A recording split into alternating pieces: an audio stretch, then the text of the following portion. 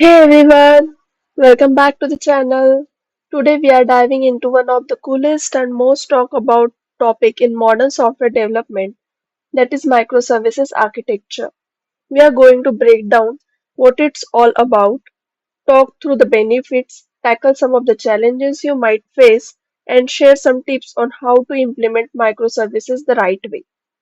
Whether you are just getting started or you have been coding for a while, there is something here for everyone. So grab a seat, relax, and let's get into it. The contents in this video will be covered as introduction to microservices, need of microservices, monolithic versus microservices, core characteristics of microservices, advantages, challenges, future scope, popular tools and technologies, case studies, and conclusion. So let's get started.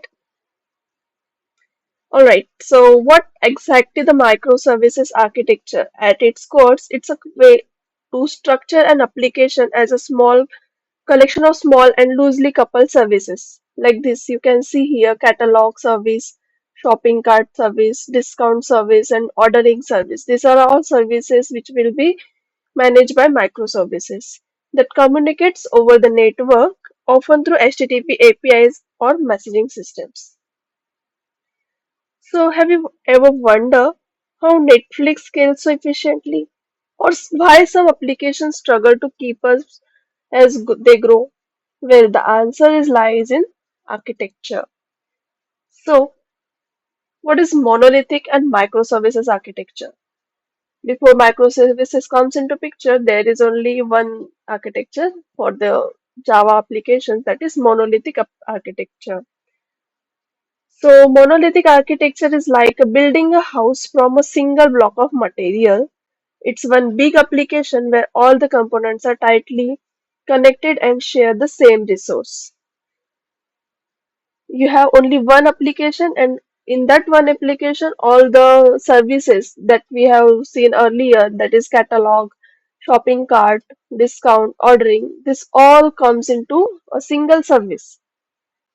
So, that is monolithic. There are some advantages like easier to develop initially, simple to test and deploy, suitable for smaller application. Monolithic systems are straightforward.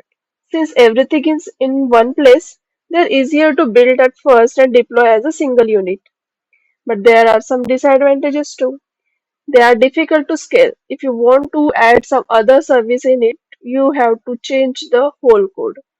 Single point of failure. If the application will fail, or if anything happens in any of the method or like that, then your application will be failed.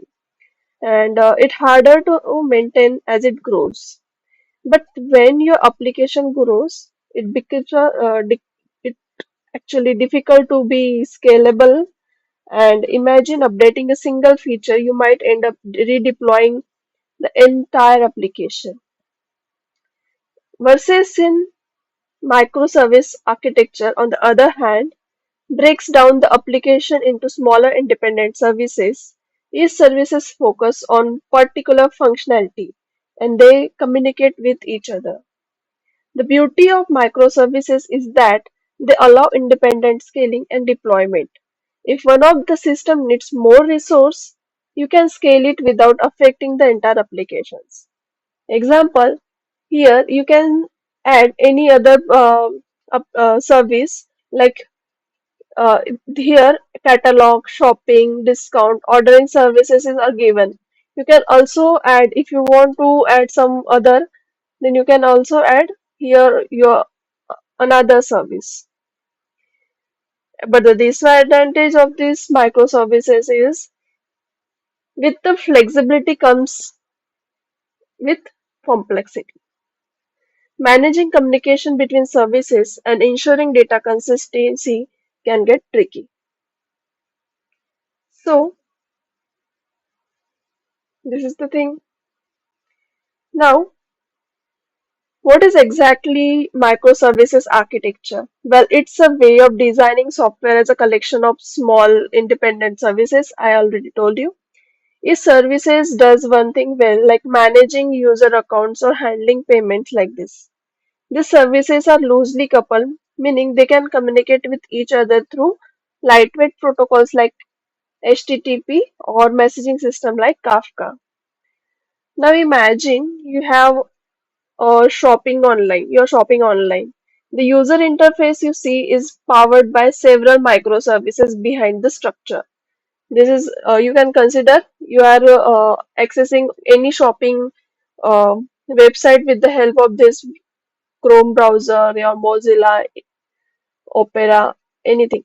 So the user interface you will get is powered by all the microservices behind the scenes like account service, product catalog, cart server, order server.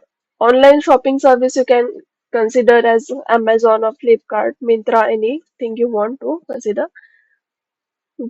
All these are run shopping services. Sorry, shopping. You are shopping online with these apps or make can say websites or account service, product catalog, cart server, and order service. These are running in behind. That is a catalog service fetch product info. A payment service is handling your transaction, and shopping service will calculate delivery fees.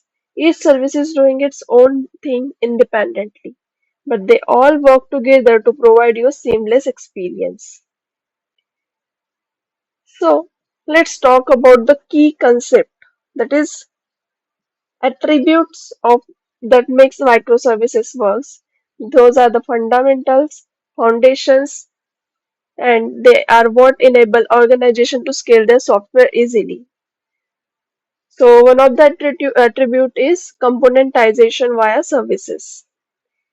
So first, microservices are built as an independent component. Each services is deployed, developed, and maintained separately. This means if I need to update the payment service, I need to do so without affecting the catalog and shipping services. Here you can see under Amazon, I have given search service, recommendation service, and payment processing.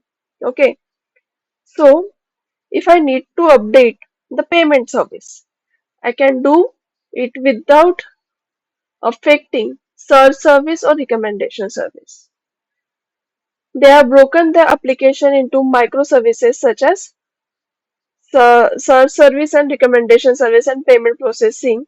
Updating the recommendation algorithm won't interface the payments. That's the magic of independent services. The second attribute comes to is organized around business capabilities. Microservices are organized around business capabilities. Instead of focusing on the size of service, think about the function it performs. Is it handling payments, managing user account, or processing orders? Consider a company. You can see here Netflix. Consider a company like Netflix. They have services for streaming videos, others for user recommendations, and still others for billing. Each service serves a specific business function and it is developed by team focused on that particular domain. Okay, now third one attribute is decentralized governance and data management. Microservices also emphasize decentralized governance and data management. Each service can build using different technologies, whatever best suits it needs, and each can have its own database. Now, take an example here. The user service could use user service. Here you can see user service could use SQL, MySQL as a database to store account data. While the recommendation service over here might use NoSQL data, that is like MongoDB, to handle large scale unstructured data. This flexible this flexibility is key to innovation. That is comes under Decentralized governance means this service is using structured database, and this is NoSQL database. Now next, infrastructure automation. Microservices rely heavily on infrastructure automation. This means using tools like Docker, Kubernetes to automate the deployment, scaling, and monitoring of services. You don't want to manually manage hundreds of services. In example, if consider a company like Uber, where services needs to scale dynamically. They use Kubernetes to orchestrate the containers and ensure that the services like ride matching or fare calculation can scale up during peak hours and scale down during off hours. You can have that experience when while booking an Uber or Ola. You see, the fare calculation will be more in case of night and less in case of the morning, and again high in case of traffic hours like in between 10 to 1, 10 a.m. to 1 p.m. like this. Next is next attribute of microservices is smart endpoints and dumb pipes. Microservices should handle most of the business logic internally, with communication between services happening through simple HTTP or messaging system.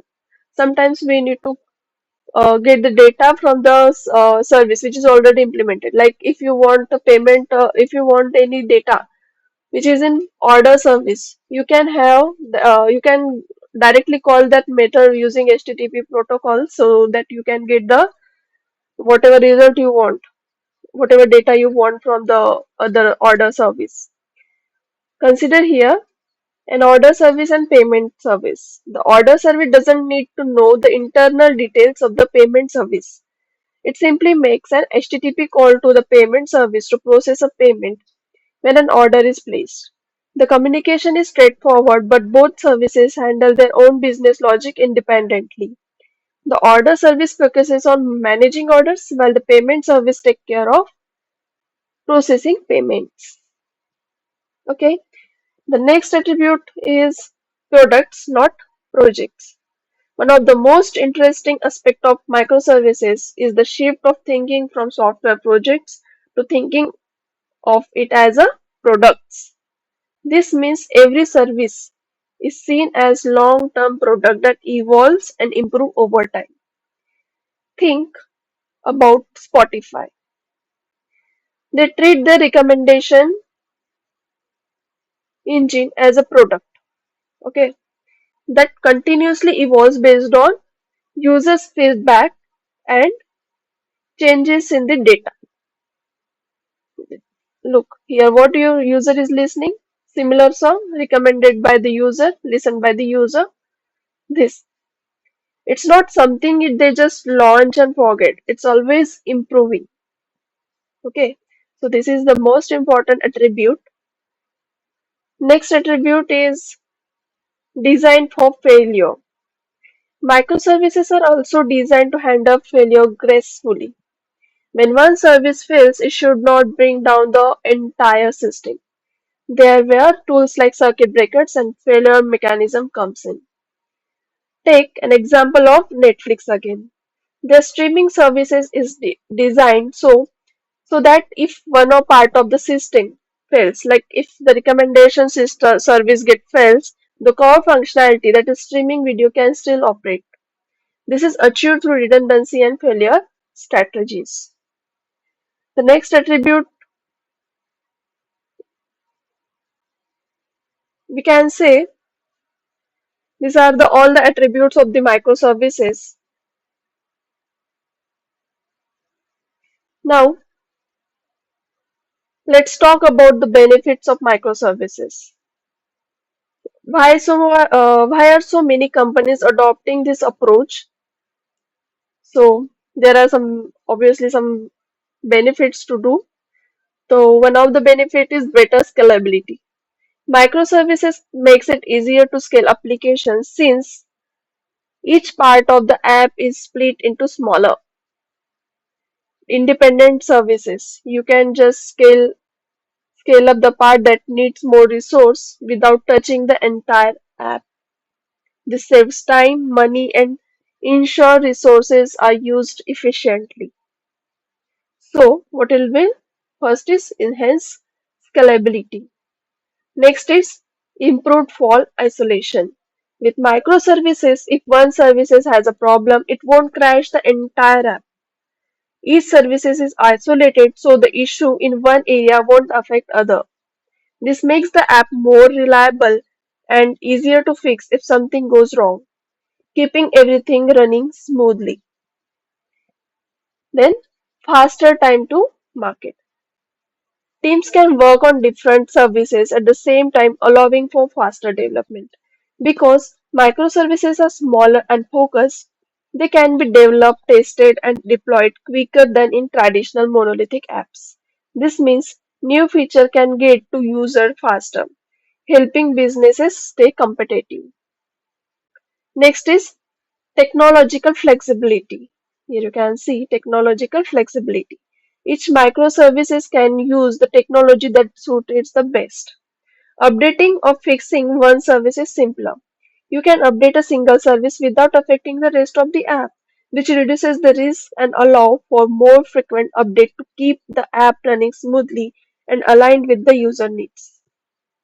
Then, easier maintenance and updates, what as I already told you. Then, decentralized data management. Each services in microservices architecture can manage its own database, choosing the one that fits the if it's needed. This boosts performance and scalability because each service can use most efficient database for its task. As I already discussed with you that user service is using MySQL database, but the recommendation service is using what? MongoDB for unstructured data. So that is the thing. This boosts performance and scalability because each service can use can use the most efficient database for its task to perform. Then enhance team productivity. Microservices empower smaller teams to own and manage their own services, reducing the need of constant coordination across the entire app. This leads to more focused work, faster decision making, and overall better productivity. Teams are more comfortable and can see direct impact on the contribution. While microservices have some significant benefits, it also presents some challenges. These challenges can impact the application's development, deployment, and operational phases. Understanding these challenges is crucial for organization considering adopting a microservices architecture. Here, some of the primary challenges associated with the microservices are complexity. One of the most significant challenge of microservices architecture is the increasing complexity it introduced. Managing dozens or even hundreds of services can be daunting compared to a single monolithic application. This complexity extends to various aspects of development and operational processes, including deployment, monitoring, and managing inter-service communication. Data management. In microservices architecture, each service typically manages its database, leading to challenges in ensuring data consistency and integrity across the services. Implementing transactions that can span multiple services adds another layer of complexity, often requiring patterns such as Saga to maintain data consistency without tight coupling between services. Then network latency. Communication between services over a network introduces latency, which can affect the performance of microservices-based application. The overhead of handling requests between services, especially in synchronous communication scenario, needs careful management to avoid significant performance bottlenecks. Then, distributed system challenges. Microservice architecture is essentially a distributed system, which introduces challenges such as network failure, service availability issues, and the complexity of distributed data management. Designing of failure become critical, requiring strategies like circuit breakers, retries, and fallbacks to ensure system resilience. Next is service discovery and load balancing. Dynamic service discovery and load balancing become crucial with services frequently scaling up or scaling down and potentially moving across servers or containers. Implementing an efficient service discovery mechanism ensures services can found and communicate with each other, while load balancing helps distribute traffic evenly across instances of a service. Then versioning and backward compatibility. As services are independently deployed, managing versions compatibility becomes a challenge. Ensuring that the changes to a service does not break the compatibility with the other services that depends on it requires careful API versioning strategies and backward compatibility consideration. Then some security concerns. Securing a microservices architecture involves securing each service and communication between them, implementing consistent security policy, authentication, authorization across services add complexity. There are also the challenge of protecting sensitive data flow as in between the services. Next, DevOps and cultural shifts. Adopting microservices often requires a significant shift in culture and processes. Embracing DevOps practices for continuous integration, deployment, and automation testing. Organizations must invest in training and tools to facilitate this shift and ensure teams are effectively managing the life cycle of numerous independent services. Next is monitoring and troubleshooting. Effective monitoring and troubleshooting have become more challenging in microservices architecture due to the distributed nature of services. Implementing a centralized logging and monitoring solutions that can handle the complexity of tracking issue across services is essential for maintaining visibility into system health and performance. Despite of these challenges, many organizations finds the benefits of the microservices outweigh, and the difficulties, especially for large scale, complex and applications that require agility and scalability.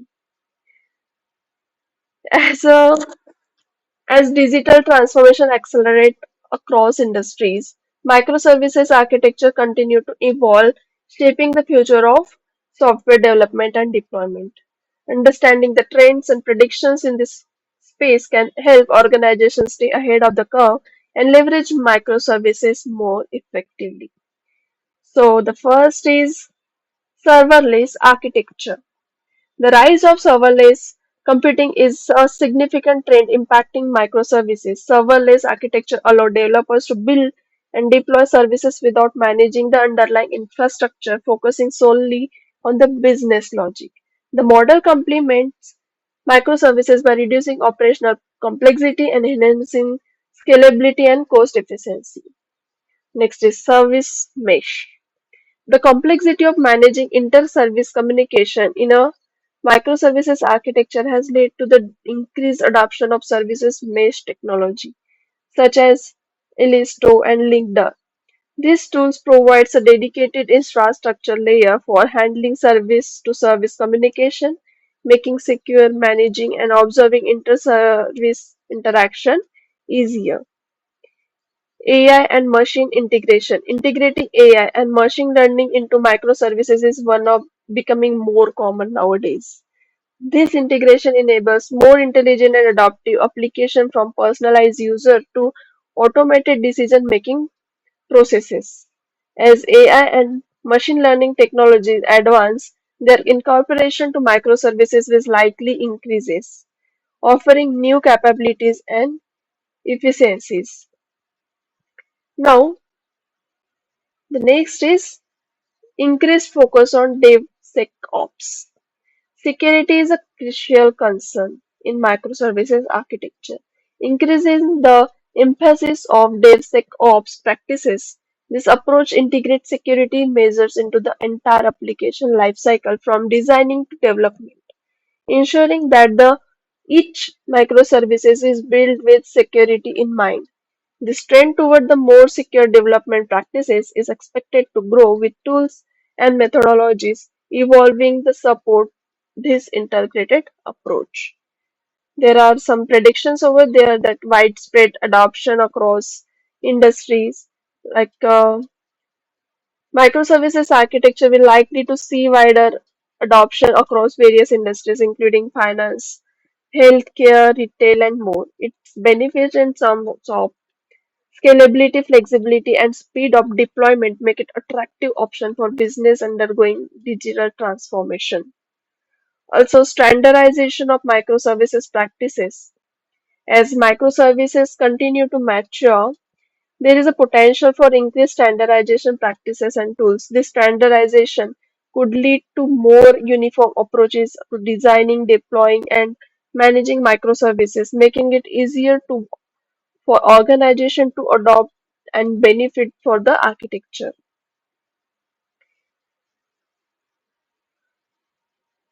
These are the some tools which are used in while deploying microservices. Containerization for containerization, Docker and Kubernetes are used. And for API gateways, Joule or Kong, these are used. Service mesh, I already told you all about it. Istio and Lambda. CI/CD tools like Jenkins and GitLab CI, that is continuous integration. Monitoring and logging. For this, Prometheus and ELK stack is used. Now let's talk about some real world example of companies that successfully implemented microservices architecture. First is Netflix. Netflix is often cited as a success story in the microservices world. The company transitioned from monolithic to microservices architecture to manage its rapidly growing user base and increasing demand for streaming services. This shift enabled Netflix to achieve uncomparable scalability, allowing it to deploy hundreds of services that can be independently scaled and updated, leading to improved performance, resilience, and faster future development. Second is Amazon. Amazon transformed its application from monolithic architecture to microservices approach to support its vast and varied operations. This transition was crucial for handling millions of transactions and providing seamless shopping experience to the customer worldwide. By adopting microservices, Amazon was able to accelerate deployment cycles, improve scalability, and enhance the reliability of its services. Now, Twitter, X, which is the new name given to it, X moved the microservices to address scalability issue from monolithic architecture to microservices, which is struggle to handle the massive volume of tweets. The shift to microservices allowed the X to manage its data more efficiently, improving site reliability and accommodate the growing numbers of user tweets without significant downtime and performance issue. So these are some case studies which I have been given.